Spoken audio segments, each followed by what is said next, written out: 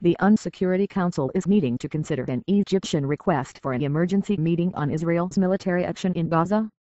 The closed-door meeting on Wednesday night comes in response to a letter from Egyptian Ambassador Mu'taz Khalil.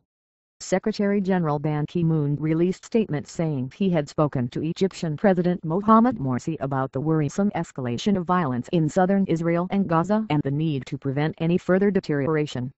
He also said he had talked to Israeli Prime Minister Benjamin Netanyahu to express concern about an alarming escalation of indiscriminate rocket fire from Gaza into Israel and the targeted killing by Israel of a Hamas military operative in Gaza.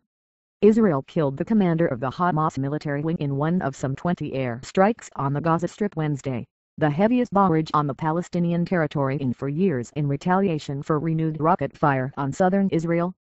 Gaza's health minister said 10 people were killed, 2 of them young children, while the Israeli military said its attack was just the beginning of a major offensive and warned it could escalate with a ground attack. Palestinian militants responded to the attack with renewed rocket fire.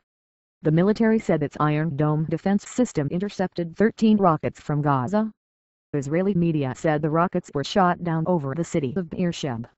Israeli Prime Minister Benjamin Netanyahu said Israel could not tolerate continued rocket attacks against its citizens and said the military was prepared to broaden its operation against Hamas targets in Gaza. Hamas is the Palestinian offshoot of the region-wide Muslim Brotherhood. If there will be a need, the military is prepared to expand the operation.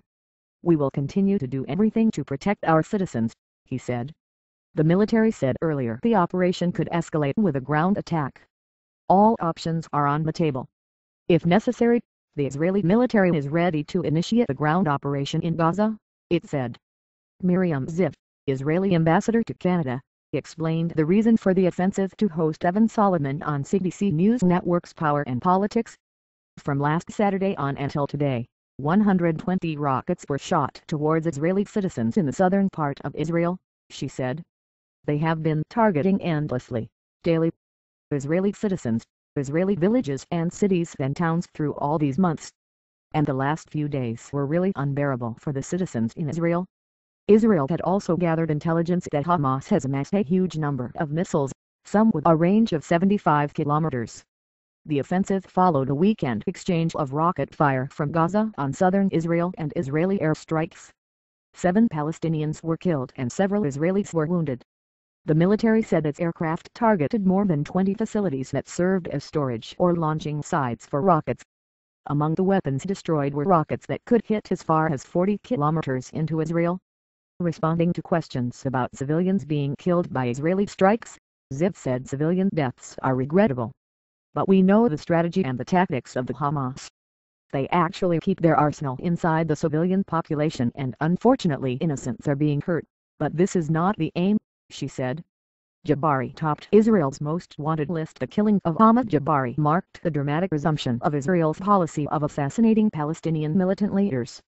He was the most senior Hamas official to be killed since the last war in Gaza ended in early 2009. He has long topped Israel's most wanted list, blamed for a string of deadly attacks, including the kidnapping of Israeli soldier Gilad Shalit in 2006.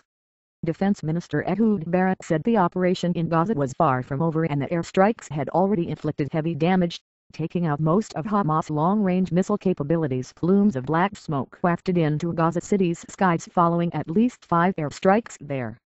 Sirens blared as people ran in panic in the streets and militants fired angrily into the air.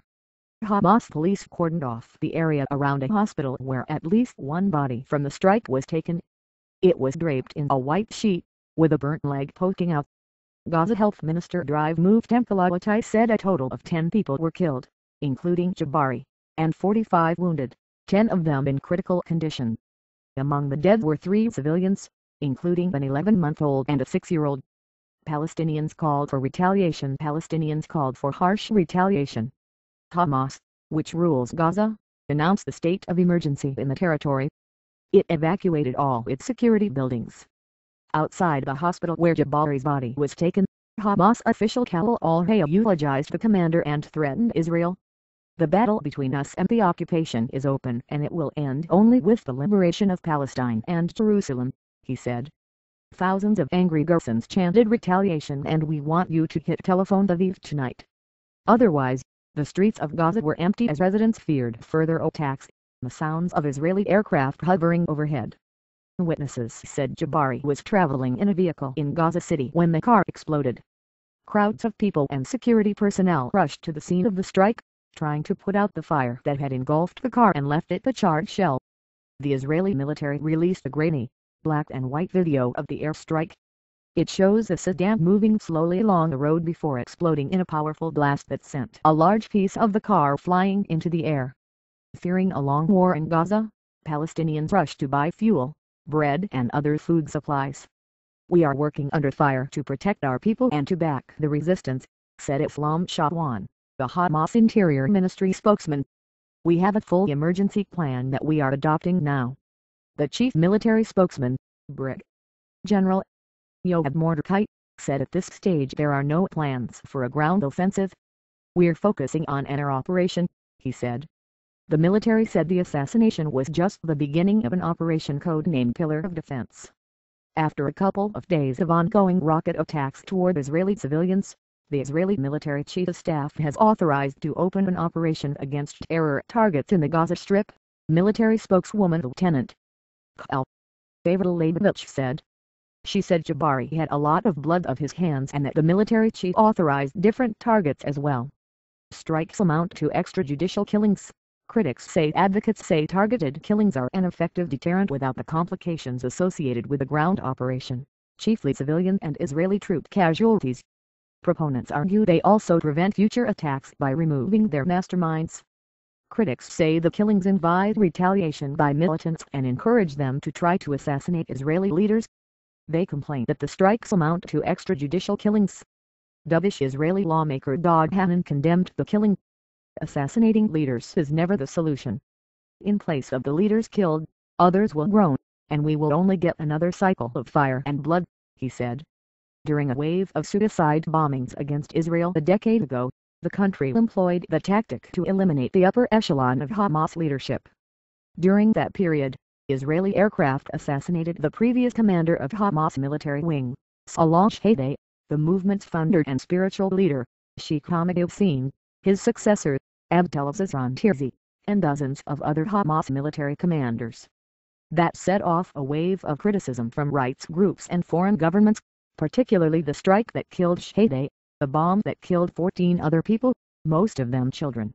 Israeli opposition leader Shaul Mofaz, the former chief of staff who has supported targeted killings, welcomed the strike. "We need to continue this policy, to find them in every place," he told Israel's Army radio. "Israel needs to determine the agenda, not Jabari." Escalation in violence expected. Mofaz warned that Israelis should expect an escalation of violence in the coming days following the assassination. Anticipating more Hamas retaliation, the military issued instructions to its citizens in southern Israel to stay close to home. School was cancelled for Thursday in southern Israel. President Shimon Peres updated U.S. President Barack Obama on the developments. Jabari was a most extreme man and was responsible for all the attacks and assassinations from Gaza against Israel, Peres told Obama. "We shall handle it with great care. Our intention is not to raise the flames, but already for days, day and night, they are shooting rockets at Israel." Jabari was known in Israel as the man who accompanied Scarlett when the high-profile prisoner swap took place last October. Scarlett, who was captured in a cross-border raid from Gaza that killed 2 other soldiers, was swapped for more than 1,000 Palestinian prisoners, including more than 300 convicted killers. Jabari, nicknamed Abu Mohammed, was born in 1960 in the eastern Gaza neighborhood of Shehadeh. In 2006, he became the acting commander of the military wing of Hamas after his predecessor, Muhammad Deif, was seriously wounded in an Israeli attack. Jabari began as a member of Palestinian President Mahmoud Abbas' Fatah party, but switched his allegiance to Hamas after serving 13 years in an Israeli prison. He survived 4 previous attempts by Israel to kill him. In one attempt in 2004, his eldest son, his brother and 3 other relatives were killed. He was said to have led the bloody 2007 takeover of Gaza from Fatah forces, developing Hamas's military arsenal and its networks in Iran, Sudan and Lebanon, and for his planning of the Scarlett kidnapping. Hamas has ruled Gaza with an iron grip since then, and repeated attempts to reconcile with Fatah have failed. The assassination threatened to further damage Israel's relations with Egypt, which is governed by Hamas' ideological counterpart, the Muslim Brotherhood. On its official Facebook page, the Freedom and Justice Party, the Muslim Brotherhood's political arm, called the assassination a crime that requires a quick Arab and international response to stem these massacres against the besieged Palestinian people in the Gaza Strip. It accused Israel of trying to drag the region toward instability. Israel and Egypt signed a peace accord in 1979. Relations, never warm, have deteriorated since longtime Egyptian President Hosni Mubarak was ousted in a popular uprising last year.